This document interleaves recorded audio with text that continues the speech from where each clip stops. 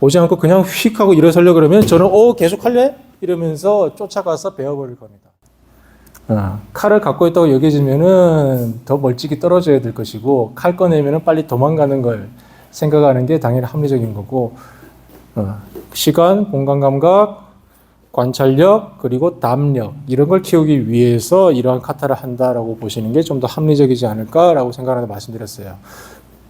그런데 그 이외에도 또 부수적인 효과들이 있습니다. 하나는 잔심.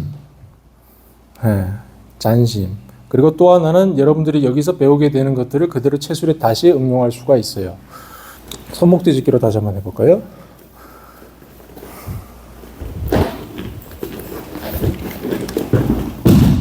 지금 요렇게 보겠죠. 그렇게 해서 서로 더 이상은 없지 확인하고, 자 이제 멀어집니다. 오케이, 계속 여기서 눈을 떼지 않고 있죠. 여기서 이제 끝나는 거예요. 지금 이 부분이 잔심입니다. 근데 만약 파트너가 이 부분을 보지 않고 그냥 휙 하고 일어서려고 그러면 저는 계속 할래? 이러면서 쫓아가서 베어버릴 겁니다. 사방 던지기로도 표현이 지금 되죠. 사방 던지기는 이 부분이 좀 더 무섭게 표현이 됩니다. 왜냐하면은 칼 끝이 그대로 파트너를 향하고 있기 때문에, 이렇게 향하고 있기 때문에 훅 하고 찌를 수 있다는 거죠. 근데 지금 안 찌르고 있고, 더 할 거야? 아니요. 지금 서로 계속 눈이 오가고 있죠. 그 다음에 오케이, 서로 도는 거죠. 안전을 위해서도 근데 이 부분이 중요합니다. 다시 한번 누워보시겠어요? 다시 한번 누워봅시다. 지금 아무 생각 없이 서로 주의를 흩어진 상태에서 이러고 있다가 이런 식으로 딴 데 그냥 보고 있다가 서로 딴 데 보다가 일어나다가 꽁 하고 얻어맞습니다. 이마 얻어맞으면 그래도 괜찮아요. 잘못하다 눈에 콕 하고 찔립니다. 큰일 납니다. 그래서 무기를 들었을 때는 정말 조심해야 됩니다. 그래서 지금 상단을 하거나 이렇게 멀리 떨어뜨려 놓으려고 좀 하는 거죠. 잔심도 표현되지만 안전을 위해서 지금 이런 부분들도 좀 잘 하셔야 됩니다. 그리고 거리 문제가 있습니다. 그냥 하신 다음에 가까이서 하시는 분들이 있는데, 그러면은 실제로 파트너가 붙들죠. 붙들어서 이렇게 되죠. 그래서 던지고 난 다음에 파트너가 접근하기 어려운 곳, 접근하기 어려운 거리, 접근하기 어려운 각도를 제가 취하고 있어야 됩니다.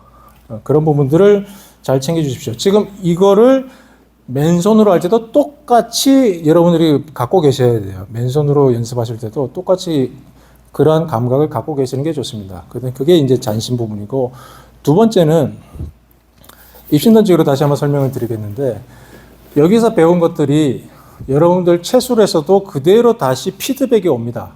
피드백이. 제가 입신던지기를 할 때, 여기서 지금 병두가 지금 저쪽으로 가면은 버티십시오.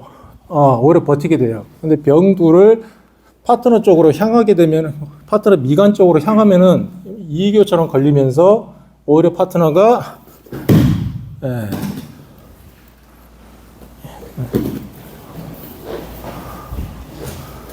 그대로 훅 하고 허리가 꺾이면서 튕겨 나가는 걸 보실 수 있습니다. 지금 파트너 팔꿈치가 미간을 향해서 지금 가고 있죠. 그래서 튕겨 나갑니다. 손목 뒤집기 마저도 지금 그렇거든요. 손목 뒤집기 마저도 그래서 그냥 이렇게 훅 크게 칼날을 파트너에게 향하게 하는 것보다는, 그런 것도 있지만 나중에 콤팩트하게 되면은, 천천히 다시 한번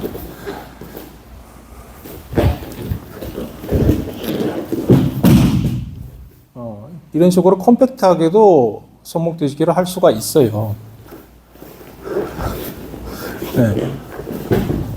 콤팩트하게 휙 하고 제끼거나 하지 않고 콤팩트하게 그냥 팔만 접으면 그대로 튕겨 나갑니다. 이런 식으로 지금 계속 피드백이 오가는 겁니다.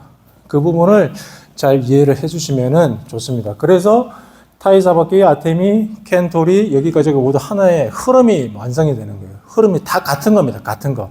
오에시바 모리의 큰 선생님 말씀하셨습니다. 손을 들면 칼을 들면 검술이요, 장을 들면 장술이요, 창을 들면 창술이다. 그러니까 모두가 다 지금 같은 타이사바키 몸 다루기로 이어져 있는 하나의